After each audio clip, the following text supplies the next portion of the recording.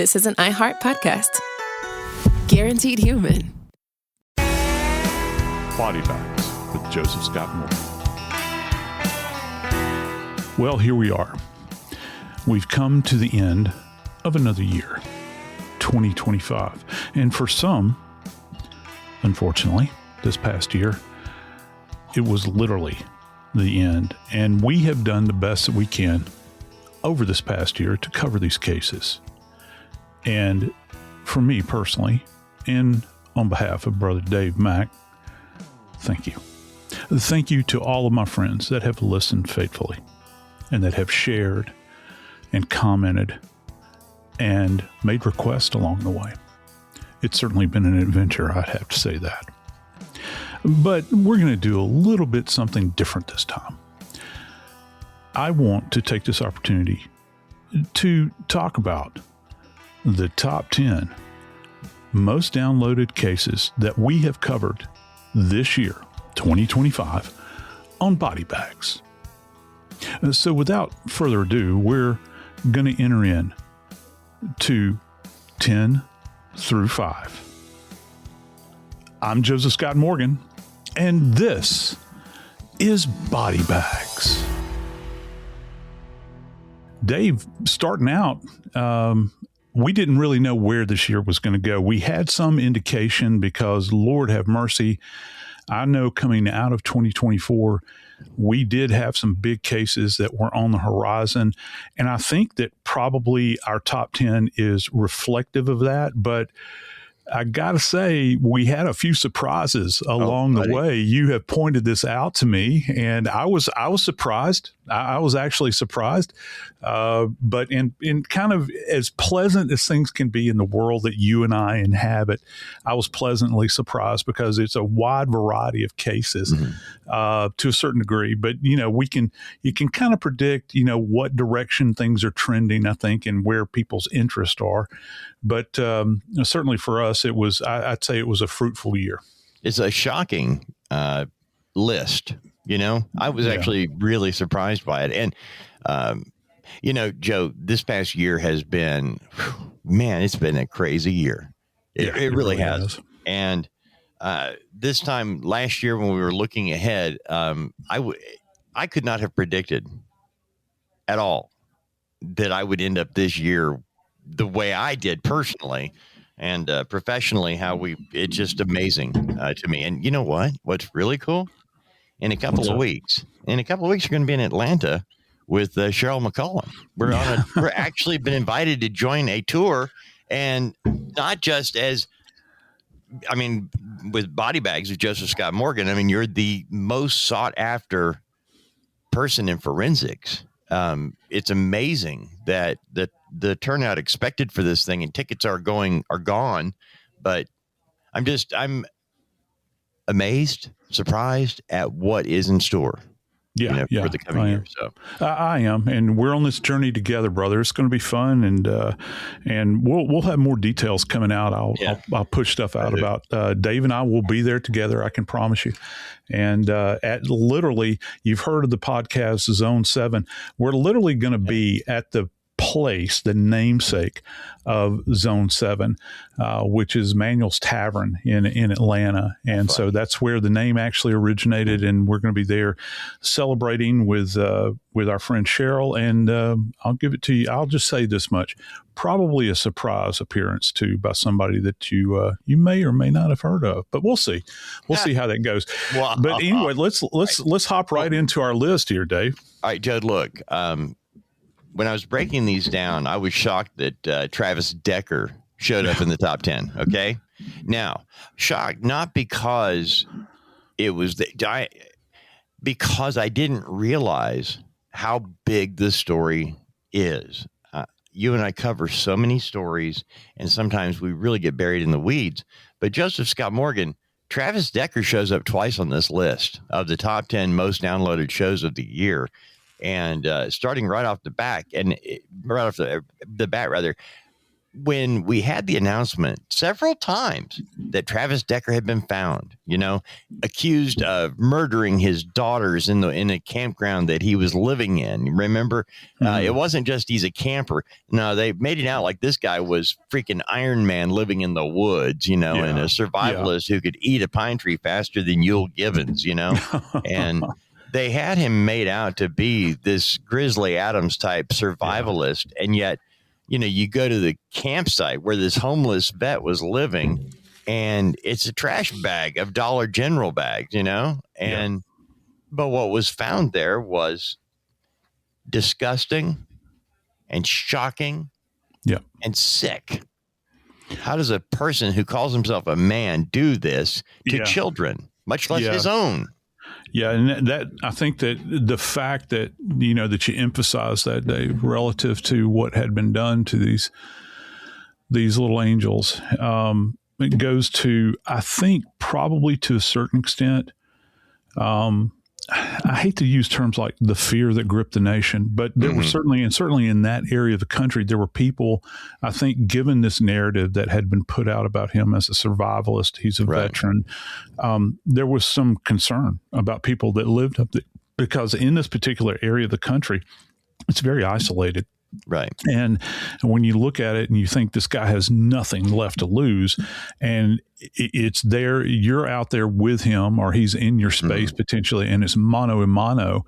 Right. What are you going to do if you come across this guy? And so, look, they were looking for this guy all over the Northwest, particularly focused, I think, all the way up in that northern stem of Idaho. Oh, yeah. They even contemplated that he had maybe had made his way across the border into Canada. And everybody was kind of waiting. We would get these updates periodically, through the news. We'd see things, of course, with your sources, you would get little scraps of things that would come through, but there was nothing really that you could hang your hat on. And here's something else. You talk about the disorder of this world that he lived in there. And I think that goes to this tracking of him. There was no specific order. There was kind of, and I'm not going to say that he's unpredictable, like in a cagey fox kind of way. Right. He's unpredictable in the sense that this goes to his mindset. This guy is mentally disturbed. He's erratic. Right. He's erratic. He's all over the board. And of course, as it turned out, Dave, this guy is found, well, in pieces. Right. That's what I was going to say. That was this episode. See, the story, and I should have probably clarified, Travis Decker and his ex-wife had custodial issues, and it was because of Travis Decker's life choices and how he lived. And he did not return with the girls as expected after a custodial visit. And so they were on his trail right away. And that was one of the shocking parts about the story, is it wasn't like they started a week behind. They started the day he was late. Yep. And they were able to find the girls' bodies very soon, within a matter of days. But Travis Decker was one they could not find. And I remember, as we were looking for this, there were a number of stories of, bones were found here. And I remember you talking about how many times bones are found in the woods because, animals die in the woods, and their bones are there in the woods. And, there's an interesting little piece to that. When you live out in the woods, I found myself, we lived up in the North Georgia mountains for a long time, for about a decade, up in the southern part of the Blue Ridge Mountains. And there were these beautiful rivers and streams up there. And I remember going to campsites, and Kim and I would just take the kids out there and we would picnic, and it's beautiful. You know what I did most of the time when I was out there just taking in the beauty? I had a fascination with hemlock trees because they grow up there adjacent to bodies of water. Right. And they're unique. And that's hemlock, the same hemlock that was, drank famously all those centuries ago. You see the beautiful sky, you see the mountains. You know what I never really did? I never really looked down at the ground. Oh, wow. And I think that a lot of people think, well, it's kind of weird that you would, find these bones. Well, no, it's not. The bones are there because animals die. Not every animal that dies out in the wood is some kind of trauma related event. It's sometimes animals just get old, just like all creatures do, and you finally die.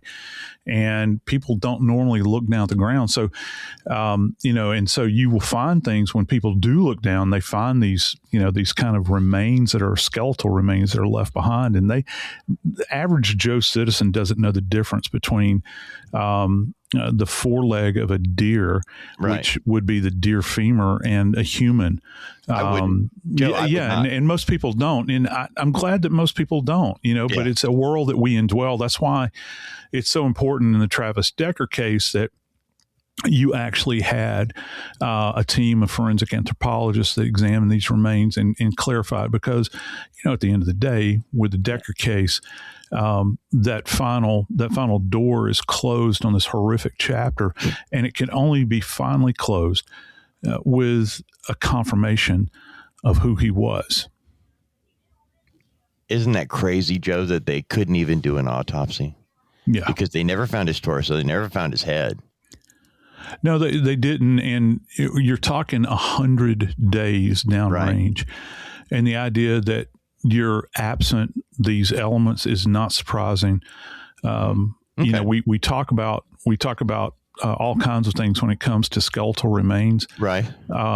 Even in a wet environment like this, when you have scavenger activity that disarticulates bones, right? Did you know that hydrology plays into this as well? If you get a big rainstorm and the remains are sitting on a hill, you can actually have a skull that will roll away. You can have long bones that will wash away. Certainly the smaller elements will wash away in your absence. It doesn't necessarily mean that someone has, decapitated someone and run off into the darkness with their head.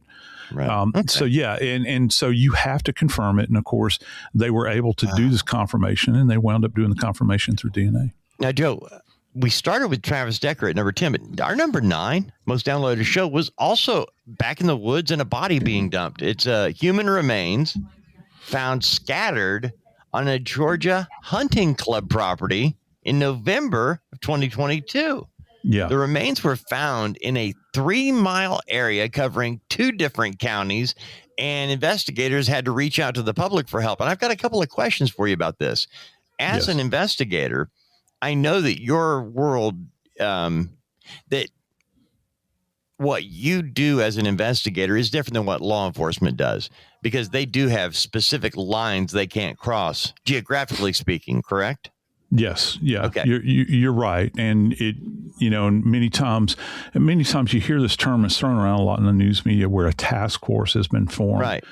Of course, in an area like Georgia, you have cooperation most of the time between neighboring sheriff's offices, and that's who would, kind of take the lead wherever the first remains are found. However, you're going to need kind of this overarching organization, like in the case of Georgia, they have the GBI, Georgia Bureau of Investigation, that can send teams out there, but they have to be invited to come there. All right. Okay. It's not I can't just call up and say, "Hey, I'm with the FBI and we're taking over." I'm with the GBI, we're taking over. No, it has to be something. If they're going to do that, it has to be something that there's a statutory requirement or obligation where that particular state agency or federal agency takes charge. What it comes down to is keeping local control. If you've got a homicide in your area, and I know this because even in Atlanta, you believe this, when I was in Atlanta, there were things that the Atlanta Police Department just could not handle. Wow. And they would call the GBI. The really? GBI, and of course Atlanta? there were actually some personnel issues too. But there's another time and place for that discussion. Holy moly! That they would want to call in. They would want to call in the GBI to work these things. And so in this case, you're going to have kind of an overarching. But what's fascinating about this case is at number 9 is the fact that these remains are scattered over a multi-county area, Dave. Right. And we're talking about the case of Mindi Kassotis and her husband, Nicholas Kassotis. Now, I've read so many things about this couple now that it's a very confusing story. But when we were covering it, here was the headline: Missing wife, body parts found in woods. Ex-Navy JAG husband accused. We had this story from Nicholas Kassotis that they were being they were in trouble and they were being followed, and they were having to hide out because they were being controlled by a man who was threatening them with their lives, and they were on the run for their own safety, and blah, blah, blah. This guy created an entire world, talking about Nicholas Kassotis. And so when his wife goes missing, he's trying to blame it on this phantom person, and they couldn't find her at first. And then when body parts start showing up in Georgia in multiple counties, well, now you got the body, or parts of the body. And as you mentioned, having several different agencies involved, it gets a little fugly at that point. And yeah, you're right. And listen, this guy, the interesting thing about it, he had been a part of JAG in the Navy. And I think that the thing that's so disarming about this is you think that, an officer and a gentleman, you think that he is going to be this kind of well-anchored guy that has a very strong moral compass, and that, but he could not be further from that template. Did you know that leading up to these fatal events, these people had moved close to 50 times in just a few years? And anytime I've ever been associated with a case in the past, and people have moved that much, because let's just say that even if you are tied to some big industry, you're some kind of corporate head, or if you're in the military, you're not going to move this much in a very short period of time. 50, that means that you're running from something. And of course, Kassotis had kind of woven, he's a flim-flam guy is what it comes down to, and a great deceiver. He's a pathological liar. And I think that probably when the authorities, finally got wind of her, her absent, her being absent in the current context of life, immediately they're going to smell a rat with this guy, Dave. And it started with the finding of her head, I believe, at a hunting range, a hunting lodge area. And I'm going to be honest, Joe, if you and I were out with some friends hunting, just having a hunting weekend, right? Yeah. Finding a human head, that would mess with your weekend pretty bad, and I'm being flippant, but when you get right down to it, Joe, that's just not an everyday occurrence to find a human head, whether it's a skull or hair on it. I don't know. But I would be freaking out. I would lose my cookies if I saw something like that. You would. And there are a number of cases. Dogs are very fascinating to me. I know that sounds really out of the blue and kind of arbitrary, me saying that suddenly. But go with me here. Do you know I've had more cases that I've been involved with as an investigator with bodies that have either been postmortem disarticulated as a result of decomposition or dismemberment, where a dog will come walking up with a head. And it's kind of weird. Wow. But yeah, dogs are fascinated. And you and I both we're king of the dog lovers. It's like there's certain people, I don't care if you do harm to them. don't hurt a dog around me. It's just not my thing, man. You and I both rescue dogs. And the one thing about dog behavior is they love to play. Most of them do. And with human heads in particular, and I could tell you some really wild stories involving this. Maybe we'll do a whole segment sometime about wild stories from Morgan's past. Really? Look what the dog brought up. Look what the dog drug in. Dogs will walk up into their back home with a head, and there's a number of accounts of dogs having heads between their forepaws and chewing on a head, chewing on a skull, or batting it around, Dave, like a ball. Word. Like a ball. And they'll do that. And they'll get down. I love to see dogs when they'll get down and they'll put their rear end up in the air, and they kind of, look at it and they're bent at the front, and their tails are wagging, and they don't know any different, but yeah, so the head is actually found in this case. And yeah, if you happen to come across a human head, even if you're some kind of rough and tumble hunter and you're out on property and you're going, this is something that's going to give you pause. And generally, consistently, you hear this from people. And I've done it myself, but people will say, wait, hang on. I got to take a look at this again. Did I just see what I thought I saw? Because you can't integrate that into your thinking because it's so far outside the norm. And so whenever this happens, you'll have people say, I couldn't believe what I saw at first. And it's literally the definition of a double take, Dave.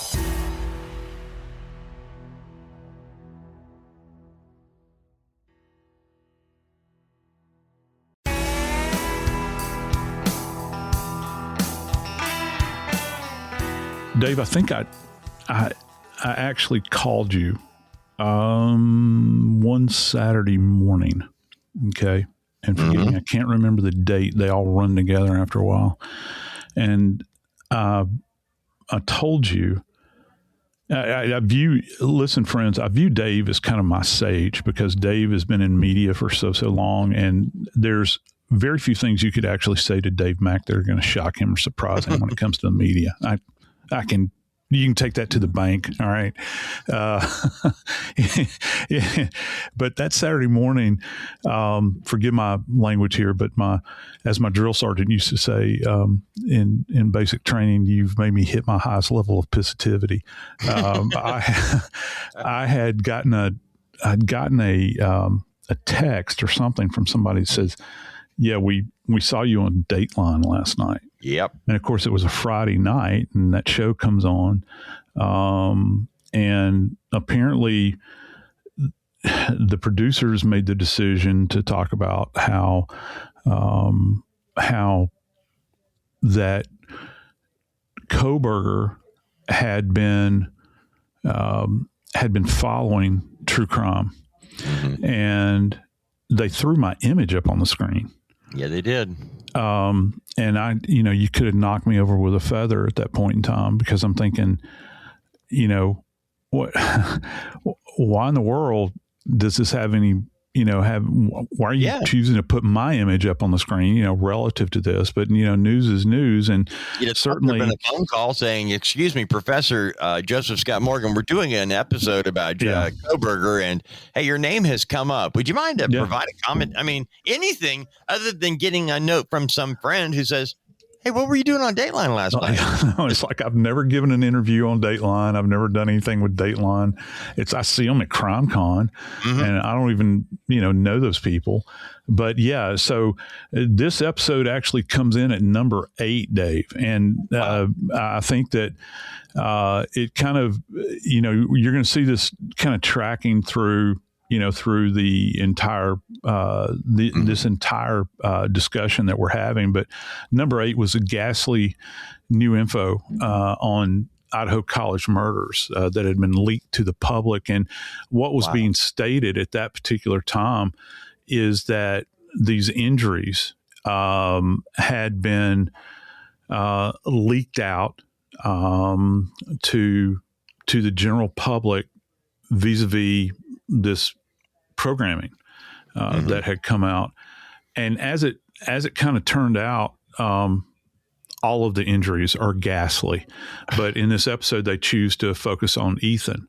And, you kind of, I think that reflectively, we kind of remember what my history is with this victim in particular, back in, I guess it was 2023 at CrimeCon when Ethan's mother was present for that. And she stood up at the end of my talk. And, it's just, it gives you an idea as to the feeding frenzy. And, when you see the degree to which these news agencies will go into a feeding frenzy. It was crazy, Joe, because they actually made statements that turned out to not be true. These so-called leaks, from the investigation, or they were misinterpreted information. It wasn't all factual. And, when as somebody in the media, it is our job to vet information before going forth with it, because no matter, and you know what, this is the difference. It's probably the difference with age, maturity, what have you, because there are things you'll do when you're younger that you wouldn't do later in life. because you've got years of experience of life to realize that somebody could be hurt by what I'm about to say, and it doesn't matter if it's true or not. It matters that somebody is going to be hurt emotionally. And in this particular case, every family member associated with it was hurt to one degree or another, and they all took it differently. They really did. And I think it was an example of that with Ethan in particular. By the way, I'm only going to say this one time. At Orlando, your presentation was brilliant. All I could think of is that Mrs. Chapin did not see the first 20 minutes, where you spent 20 minutes of this entire hour-long presentation talking about the students that were murdered, talking about the type of people they were, the type of students they were, their background. It was a real up close, and it wasn't just the injury. It had the first 20 minutes had nothing to do with the attack. Yeah. It had Well, there was a, I know the term now, and I don't necessarily agree with it. The context that it's always used in, they use the term intersectionality now. Mm-hmm. And that term has been around for a long, long time. Of course, it's in the zeitgeist now, particularly in academic circles. However, there was kind of this intersection for me, I think, with this case, because it tugged at, from the beginning, it tugged at my heartstrings, because those students therein, I saw my own students, because I'm a college professor, and our institutions, Jack State and University of Idaho, are so very similar. They're regional universities. They're not huge. You got kids that come from rural areas, and populations are kind of similar. We're not Harvard.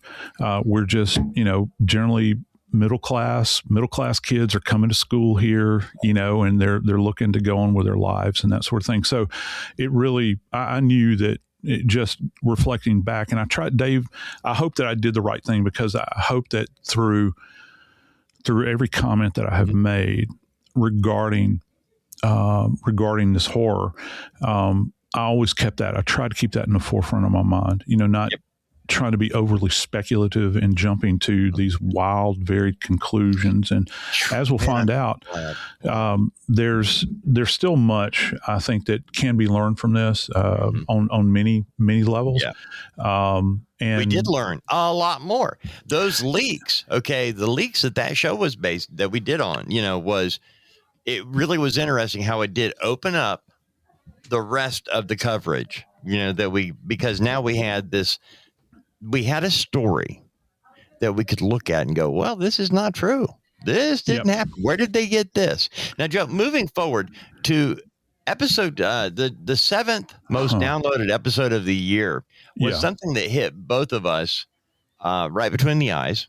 Yeah. It was a case that would mortify anybody. If you have a heart and soul and a breathing, and you're alive, this episode, because it could happen anywhere, anytime, I think, is without warning. Okay. You go to the hospital to have a baby, and you've gone through all the prenatal care. You're young, and it's a scary time. Yes, it is. But you expect to at least have your child birthed in the United States of America in this day. And, you expect certain things. And when you brought me this episode, we were still learning things. It was amazing what was not readily available, Joseph Scott Morgan. Right. The title of the episode was Baby Decapitated. Yeah, because we had done an episode. About it, and I'm familiar with this institution. I wouldn't say this institution was not necessarily in my jurisdiction in Atlanta. However, I had cases that originated in my jurisdiction where the victims wound up going to this facility. We're talking about Southern Regional Medical Center in Clayton County, Georgia. I would have stuff that would originate on the very far south side of Atlanta, and the closest hospital they could get to was Southern Regional. I'd actually been down there several times. I'd been into the emergency room. It's like, I don't know about you, Dave. It would probably apply, but when you have inhabited a space before, you've breathed that air, you know the landscape, you can recall what buildings look like and all that sort of thing. It breathes kind of a new life into a world that say if I was covering something that was in, I don't know, Minot, North Dakota, I don't have an attachment to that, like in my mind. This struck home with me because when I heard the horror that had, and this is actually horror that was, and I'll say this very plainly, was perpetrated upon these two young parents, and I say young, they're in their late teens, Dave. And they had done all of the right things. Okay. They'd done all the right things, prenatal care. They were ready to rock and roll. They were getting ready. And yeah, they weren't married, but they were, I don't care. They're looking to start a life together. They're going to get married. And here this beautiful blessing is coming their way, Dave, and their lives. And I'd say the lives of their extended family are ripped to shreds as well. And one more thing I got to say about this case, because I know that I've got a lot of medical professionals that are our friends out there that listen to us on a regular basis. And God bless you. I get comments from many of you many times, particularly all my nurses out there. I got contacted more about this case from the medical community than I did from any other case, I think, in recent memory or that we've covered. And it was because of the horror of it, where these practitioners that listen to us, they know what the steps are relative to a delivery of a child. Even if they work on a med-surg unit, they still understand what goes on in labor and delivery. They understand procedures. Even if they're, I don't know, even if they give palliative care at home for somebody that's in the last stages of life, they understand this. This is something, this goes to what the heart of healthcare is. Health care, not health doom. All right. And Dave, I got to tell you, it wasn't the fact. It wasn't only the fact, and we had covered this early on in the first episode. It wasn't the fact that a mother, and this is her first child, is giving a birth of a full-term baby, a viable baby that is alive at the beginning, and the doctor decapitates the baby during delivery. From what we're hearing now, it was suggested to her that that they probably should have gone with a C-section, but she insisted upon trying to rotate this baby, rotate the shoulders. And what happens? Well, the physician allegedly has decapitated the baby. Then they take the remains of the baby, swaddle the baby, and place the head back onto the torso of the child. Do not allow, one of the big critical things that happens with a mama that delivers is that even in death, they need to hold that baby. They need to hold it. It's part of the process. And they pass this off really quick. The heroes here is actually the funeral director, Dave. Yep. Because they gave indication. But, with this update episode, what made this all the more horrible is as if if that's not enough, all right? The family decides at the direction of someone that, hey, we need to get a pathologist to do the examination. They hire this guy to do an examination, a postmortem examination on this precious baby. And Dave, this individual takes images of the decapitated remains of this child and posts them on Instagram, Dave. Yep. Just let that sink in. And so that's what the update was actually about. And I think if I remember correctly, they successfully sued this guy. They did. And they came to a settlement. There's so much more that's going to happen, I think, with this case as well. It should. Some lawsuits out there, I know that we're all jaded and everything. We think, well, this is frivolous. It does. Dave, if there was ever a lawsuit in the history of humanity that needed to go forward with the full force of the law behind it, it's this case, Dave. It's the case of Jessica Ross, Travion Taylor Sr., and baby Isaiah. They did bring a lawsuit They did sue Dr. Jackson Gates after Gates posted the pictures and video without their consent or permission. A jury awarded them $2 million in damages, and there's still more to come. Oh, there's a lot more to come. I think that whoever is involved in this, and it's not simply the doctor that decapitated this child. It's going to be the hospital. It's going to be all the associated people that set up a deception. A lot more to come on this particular case, Dave.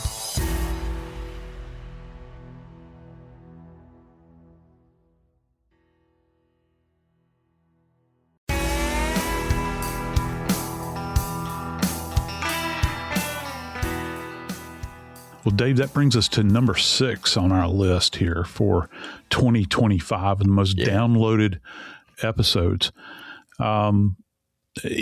In this particular episode, which I'll go ahead and tell you the title right now, friends, it's the FBI DNA shocker, police body cam, screaming on stairs, and Kohberger case continues.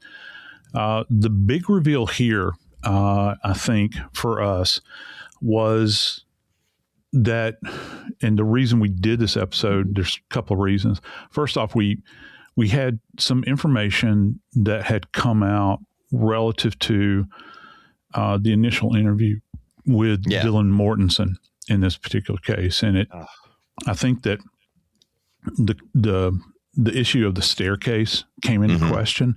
It's so interesting how much more we know now than we knew at the time, and we were having to, we were so blinded, and they could have let a lot of the information out earlier, but a lot of what we have is afterward, after the minimal admission of guilt, a lot of that has become public knowledge. But at the time, we were going on little scraps of information that we were getting.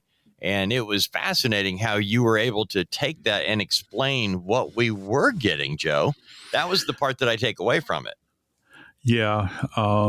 And that, you're trying to, it's kind of paint by numbers, right? You're right. literally filling in the blanks, but it's paint by numbers without having the numbers, and you don't even know what color to use. Yeah. But I think that probably for anybody that's looking back now in time, some of these things have kind of there was so much shucking and jiving, I think, relative to what the defense was doing and what the prosecution was trying to protect along the way. And it's really easy, I know, for anyone to sit back and cast judgment. Not aspersions, but judgment. And listen, I don't know how many people out there in sparsely located, locations like this that have worked a quadruple homicide. Right. It's real easy to say what we would and would not do. And I've certainly made my judgments over a period of time about the way the scene was initially handled, how it was locked down and secured and all that. But you don't know kind of at a granular level, really what's going on. I think probably, and this goes back to our friends at Othram, and as you and I had suspected, and we talked about this, off air, for a long time, I had my own suspicions, and we knew that if they were looking to do anything regarding DNA, and specifically with forensic genetic DNA, that our friends at Othram would probably be involved in it. That's, by the way, a shameless plug, DNAsolves.com. Check them out. But as it turned out, there was one other big reveal here. It wasn't just what Dylan Mortensen had heard, what she had relayed in that first day, after this horror, but it's also what we came to find out about the FBI. There'd been an internal memo that had been circulated through the FBI where they talked about how it was not going to be their practice to utilize non-open source DNA, well springs, to glean information from, because that requires, there's there are certain things that are guaranteed to us, even to accused killers, where you have a right, to privacy.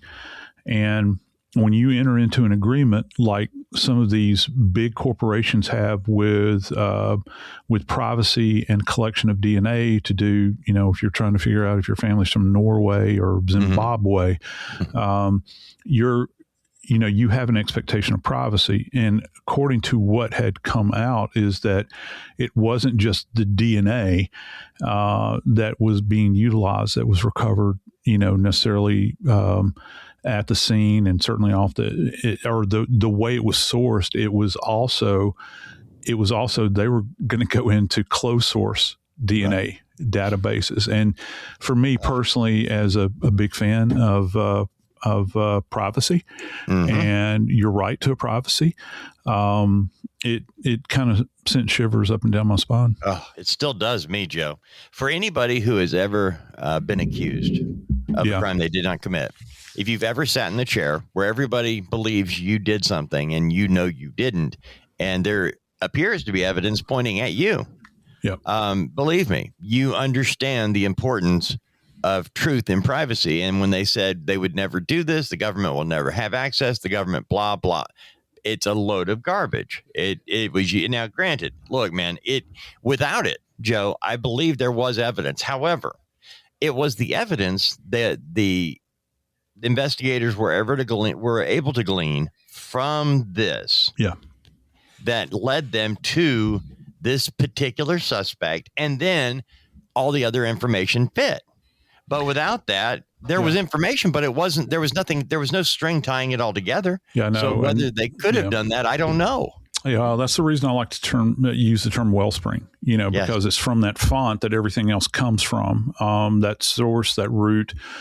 We've even got, precedent in the law that goes back to, even if you want to take a look, and again, I'm no jurisprudence scholar here, but, if you look at concepts like fruit of the poison tree and all these sorts of things, it's a dangerous area. And I have felt, and I know I remember feeling that curious, kind of corkscrew feeling going up my spine when they were finally in the last phases of adjudication with this case, thinking if there is one bit of, if there is one thing that they could, kind of get a toehold with as far as appeal would go, I felt as though that it could be this bit. And of course, as it's turned out, he has agreed to not file an appeal.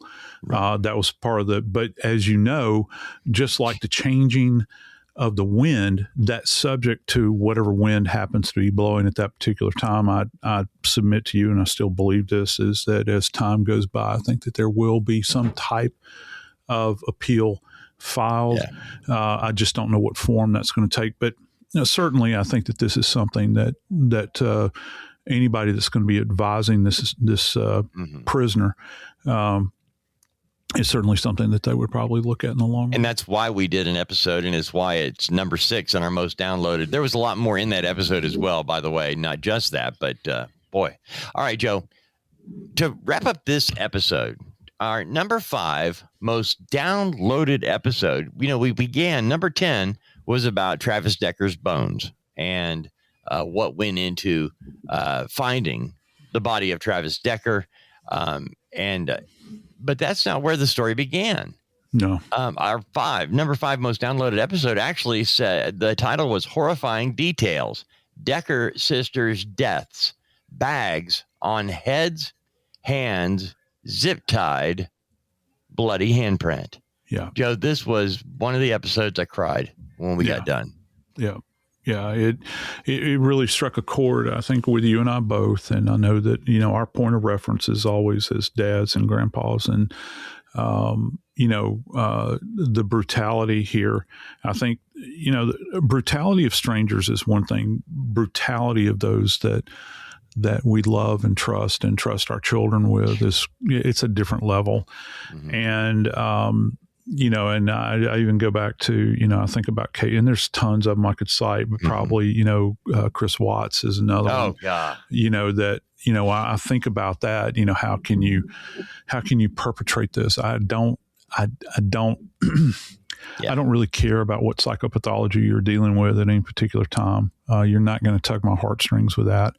I think about that life that you have had a hand in creating, and how you have the willpower and kind of the evil as a driver that you're going to rob the world of these kids. And when I heard about the status that these babies' bodies were found in out there in that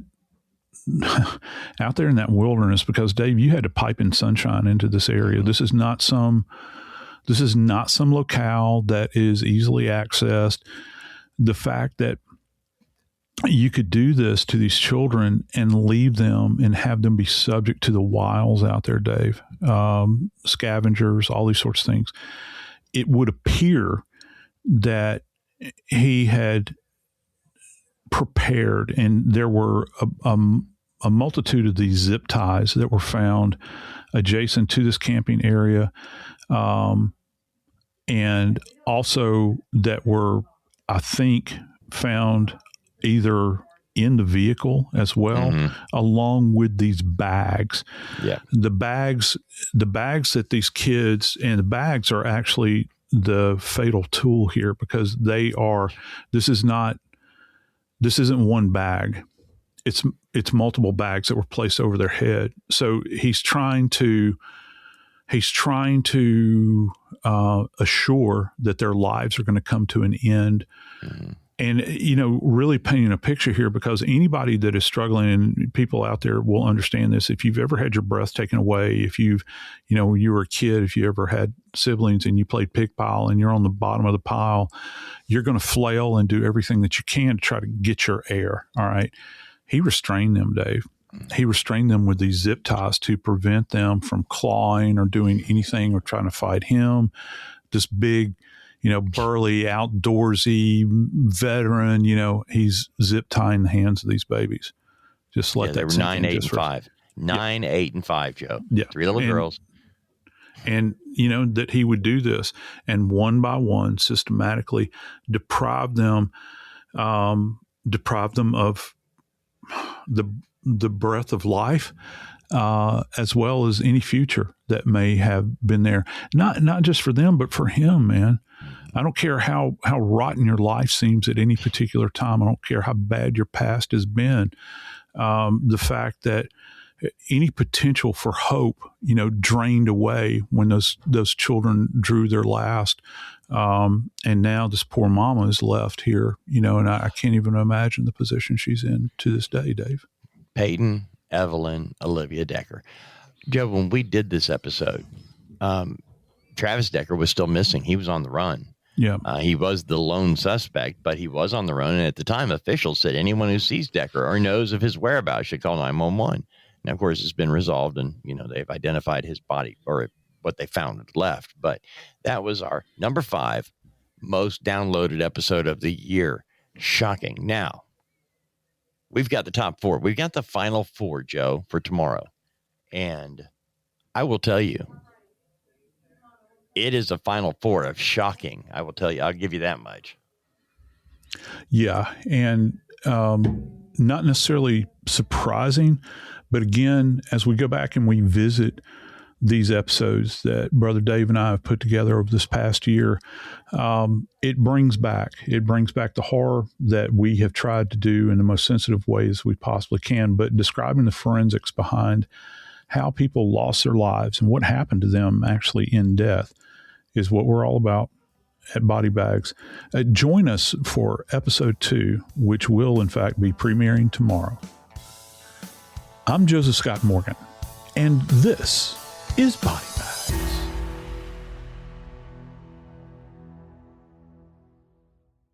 This is an iHeart podcast. Guaranteed human.